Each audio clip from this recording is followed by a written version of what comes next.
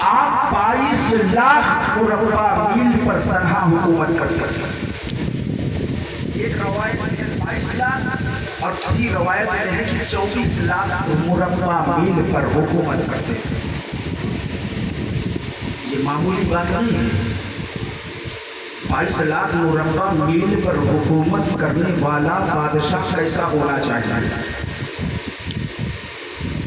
لیکن سادگی کا عالم یہ تھا کہ جسم پر جو آم کے چادر تھی اس چادر پہ 17-18 پیوند لگے ہوئے تھے۔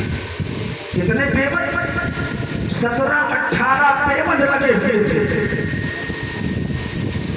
وہ عمر اگر زمین پر زلزلہ آئے تو اپنے کوڑے کو زمین پر مارے، زلزلہ تھم جائے، رک جائے، اور زمین سے مخاطب ہو کر فرمائے اے زمین، کیا میں تیرے اوپر کبھی ناانصافی کیا ہے؟ میں نے کیا عدل کرنے میں کوتاہی کی ہے؟ زلزلہ تھم جایا کرتا تھا۔ یہ وہ عمر ہے کہ جب دریائے نیل نے پانی خشک ہو گیا تو عمرو بن عاص جو مصر کے گورنر تھے، مصر جب فتح ہو گیا تھا تو حضرت عمر رضی اللہ تعالیٰ عنہ نے آپ کو مصر کا گورنر بنایا تھا۔ تو مصر کے لوگوں نے اکٹھا ہو کر مصر کے گورنر کے پاس آئے اور آنے کے بعد کہا حضور دریائے نیل کا پانی خشک ہو گیا ہے اور ہم لوگ پانی کے لیے ترس رہے ہیں، بے چین ہیں، اور پانی بالکل خشک ہو چکا ہے۔ معاملہ یہ ہے کہ جب تک اس میں ایک کنواری لڑکی کو دلہن بنا کر سجا کر اس کے حوالے نہیں کیا جائے گا تب تک پانی جو ہے نہیں نکلے گا۔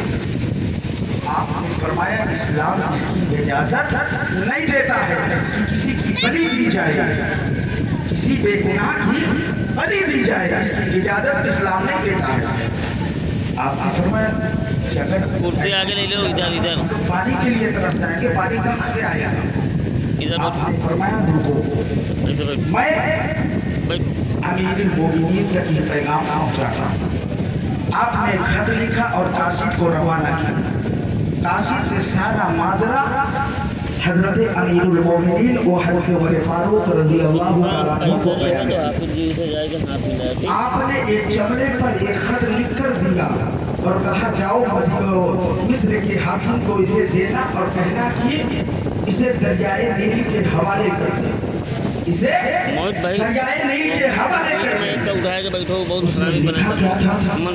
اس نے لکھا تھا کہ اے دریائے نیل، اگر تو خدا کے حکم سے چلتی ہے تو جاری ہو جا، اور اگر تو اپنی مرضی سے چلتی ہے تو عمر کو تیری کوئی ضرورت نہیں ہے، عمر کو تیری کوئی ضرورت نہیں ہے۔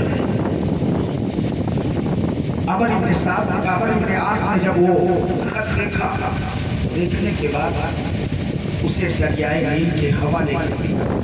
جب دریائے نیل کے حوالے کیا تو وہی دریائے نیل